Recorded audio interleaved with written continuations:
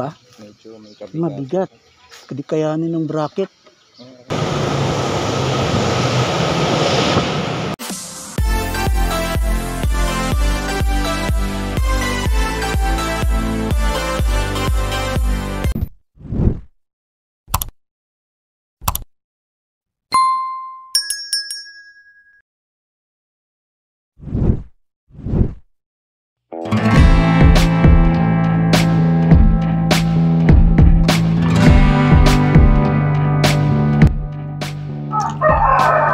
Hello.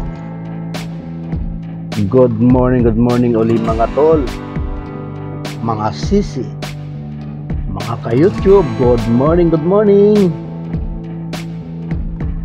Kumusta? Welcome back ulit sa ating YouTube channel mga tol, Laris JM Vlog.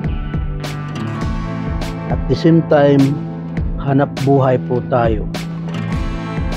Napakainit po ng araw mga tol.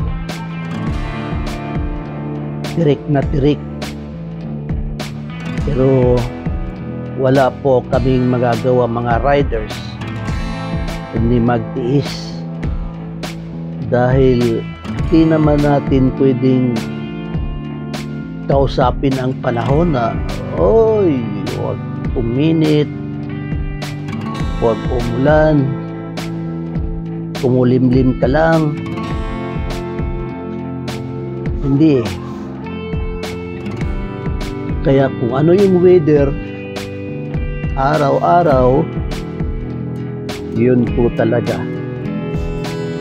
ang magiging weather natin. Napakainit ng biyahe na yan mga tol. Alas 12 ng tanghali. Liwanag na liwanag ang araw. Grabe init. Ang pasahero natin na yan mga tol ay papunta siya ng terminal doon sa North Idsa, bus terminal North Idsa. Galing siya ng part ng dulo sa Marikina. Marami siyang dala mga to. Left and right yung kaniyang bagahe mga tol. Medyo mabigat at may kalakihan po yung bag na kanya bitbit kaliwat kanan. Wala akong ibang paraan kundi isakay ko talaga yung aking pasahero. Sir Jeffrey, Kaya ito sa harap mo, puro damit naman siya. wala tayong lagayan sa harap. Di katulad ng ibang yung mga click na merong silang giwang sa gitna. Dito kaya sa top box pwede. Tapos naka-open. Konti lang dito.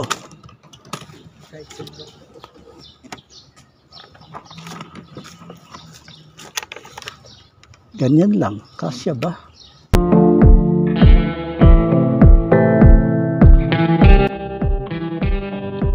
Iyon na mga tol. Nakita niyo no?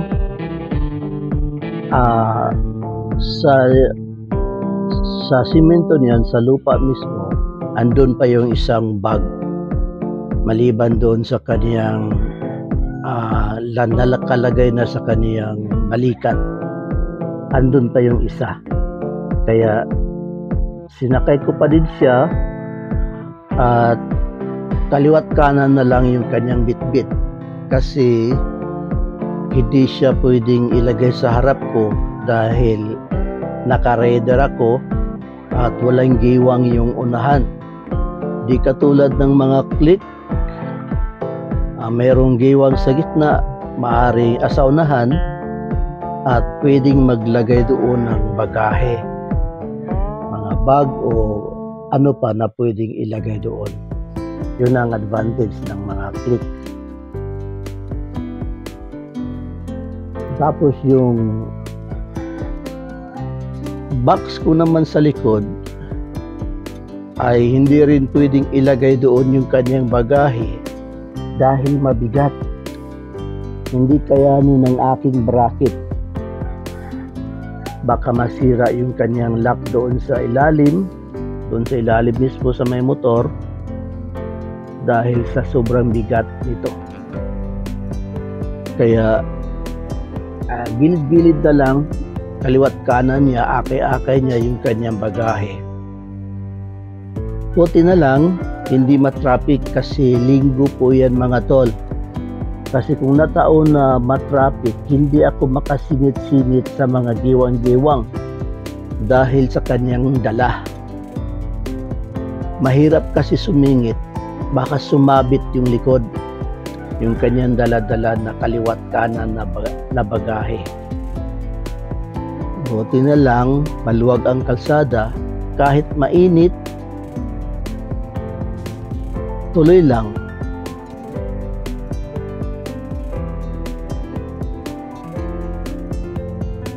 Sundan lang ang video mga tol, at marami pa tayong video gagawin sa ating Move It Adventure. Wala na talaga akong time para gumala doon sa mga tourist spot mga tol. Dahil pag regular days, working days, nakatutok talaga ako sa trabaho. Bago pumunta ang trabaho, mamasada pa ako sa umaga. Mga 3 biyahe. Ikot-ikot dito sa Marikina, Pasig, Antipolo, bago pumunta ng Cubao. Doon naman tumutok sa trabaho.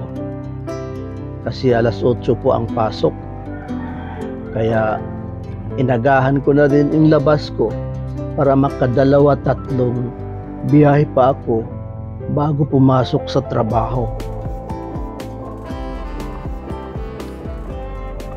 Pag uwi naman sa gabi, bumibiyahe pa din ako. Magsakay ako ng pasahero kung merong booking sa aking may destination na Antipolo City.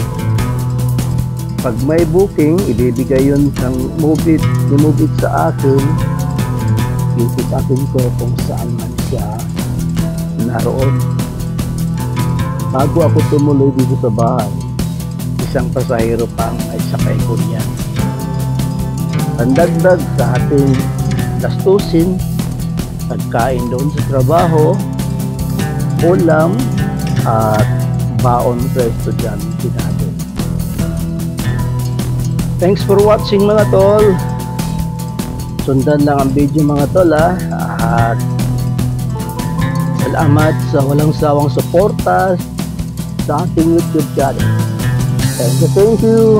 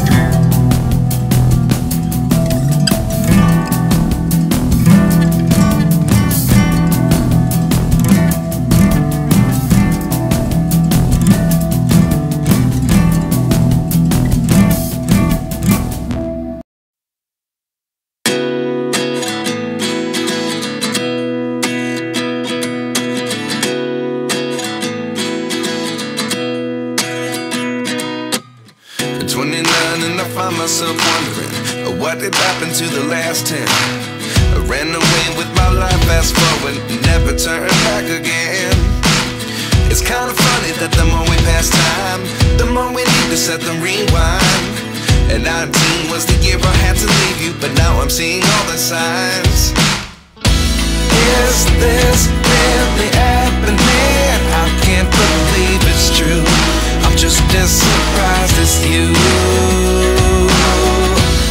Is this really happening? I can't be too sure, but one day I'll be yours again.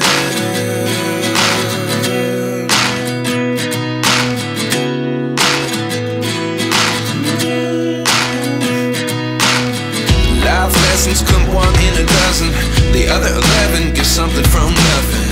I sit here looking for an answer. Maybe the biggest question was in the last chapter. You gave me the soul I have today. Without you I never could have moved away, but now I see what you teach. I do believe I always should have stayed. Yeah. Is this really happening? I can't believe it's true. I'm just as surprised as you. Is this really happening? I can't be too sure, but one day I'll be yours again. One day I'll be yours.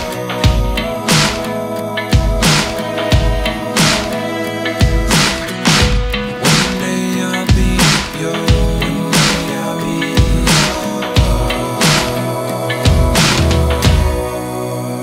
yours. Life lessons come one in a dozen, the other 11 give something from nothing. Life lessons come one in a dozen, the other 11 give something from nothing. Life lessons come one in a dozen, the other 11 give something from nothing. Life changes just open the door. One thing's certain, I'll always be yours.